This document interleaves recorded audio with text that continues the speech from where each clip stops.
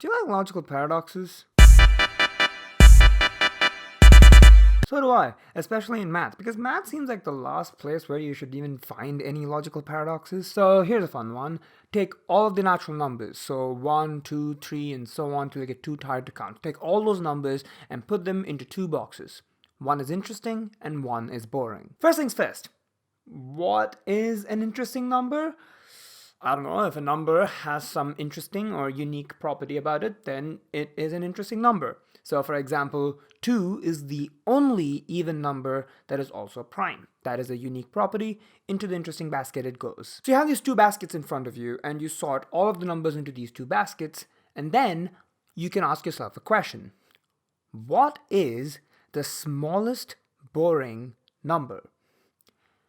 And we start running into some problems here. Because if there is a smallest possible number, then that becomes an interesting and unique fact about that number, which means it's no longer boring, which means it has to go into the interesting box, which means it is no longer boring, which means it loses that fact, so it goes back to being boring.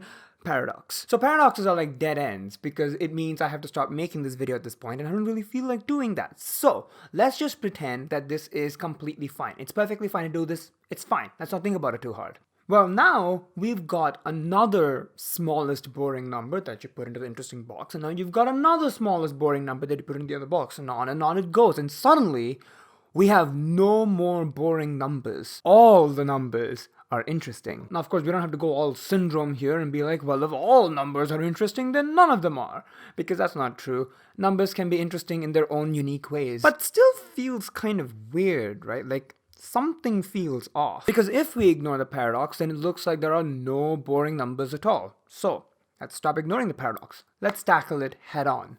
Whenever there's a logical contradiction, it usually means that one of our underlying assumptions is incorrect. And our incorrect assumption here is that there are a non-zero number of boring numbers in the first place. Think about it. If you do try to segregate all the numbers into interesting and boring numbers, and it just turns out that there are no boring numbers at all, then this paradox wouldn't even exist, right? Problem solved. Where there is a paradox, we can just kind of twist it such that all the numbers end up in the interesting box. And if we want to avoid the paradox altogether, we put all the numbers in the interesting box anyway. All numbers are interesting, we just don't know why, or something. Okay, there's actually one more problem, which is that we still haven't fully agreed on what interesting actually means. And this is where the philosophers get really excited.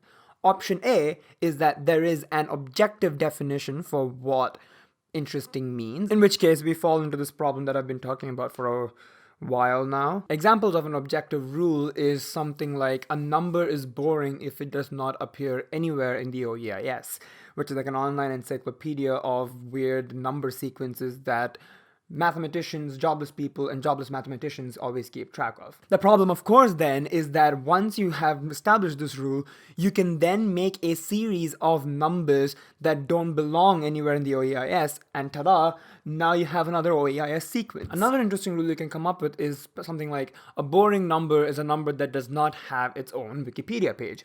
But then you can ask the same question, what is the smallest number that does not have its own Wikipedia page? Now you have a fact that will go on a Wikipedia page that belongs to that number. So clearly, objective rules making won't work. So now we have to turn to the subjective. We say that what makes a number interesting actually varies from person to person. And that way, the only way this paradox can exist is if you think that a number being the smallest boring number counts as an interesting fact. Still not a full resolution of the problem, but suddenly we've opened up a lot of holes in math. Because whoa, this is mathematics. This is the clockwork of the universe. This is the most facts don't care about your feelings that you can get. When did subjectivity get into this? Because math has a serious problem. There's an interesting video by Veritasium that you can check out if you're interested about this. But basically, math is kind of notorious for behaving very badly when you have mathematical objects that are very self-referential in nature. And once you start looking for paradoxes that involve these self-referential objects,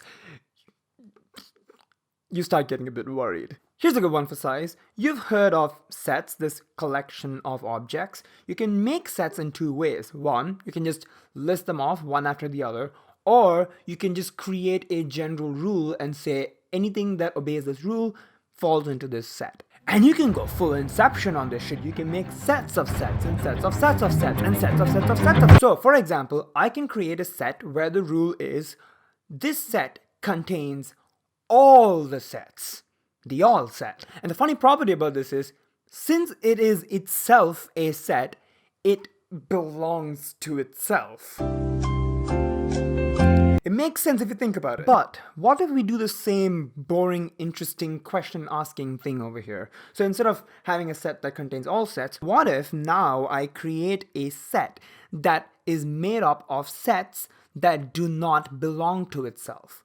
So for example, the all set from before would not be in this set because the all set belongs to itself. So, say such a set even exists.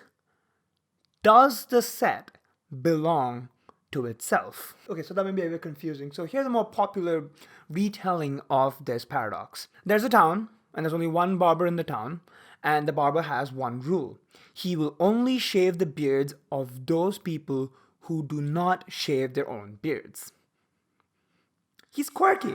Then I can ask the question, does the barber shave his own beard? Because if he does shave his own beard, then he's a person who shaves his own beard. So he, as a barber, cannot shave his own beard. But if he does that, then that means he needs to go to the barber to shave his beard. Paradox. And yeah, sure, you can kind of worm your way out of this saying something like, that barber doesn't even exist, like how we did with the box of boring numbers.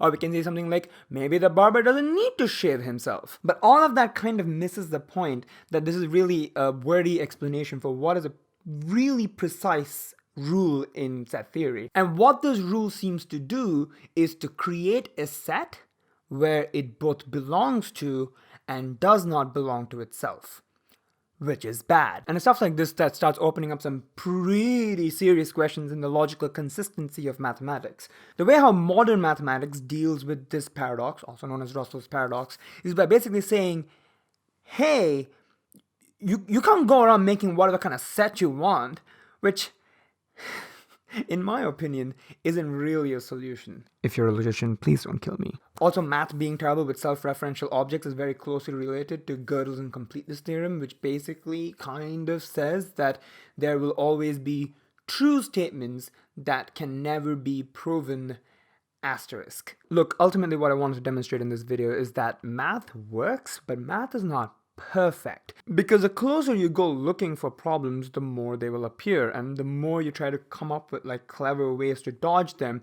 well, you will end up accidentally opening more cans of worms than you expected. Every time you come up with some amazing loophole around the problem, I can always ask a relatively simple question like, what is the smallest boring number? The answer is 1.